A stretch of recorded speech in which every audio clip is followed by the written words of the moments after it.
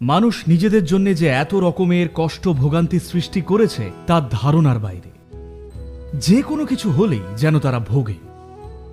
গরিব হলে তারা অভাবে ভোগেন, ধনী হলে আবার ট্যাক্স নিয়ে ভোগেন, অশিক্ষিত হলে তাদের ভুগতে হয়, যদি স্কুলে পাঠান অশেষ কষ্ট, অবিবাহিত হলে মানুষ ভোগেন, আবার বিয়ে দিলেও।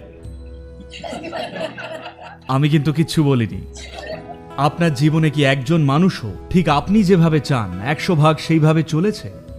বাবা মা, স্বামী, স্ত্রী, বউ, পার্টনার, সন্তান, বন্ধু, যে কেউ, এমনকি আপনার কুকুরও আজকাল তো নিজেদের কাজেই ব্যস্ত। কেউই 100 ভাগ আপনার মন মতো হয় না। এই একজন যেন আপনার মন মতনই হন। সেই জন্যই তো এই ইনার ইঞ্জিনিয়ারিং, কনশাস প্ল্যানেট অভিযান, এত কিছু তো শুধু সেইটারই জন্য।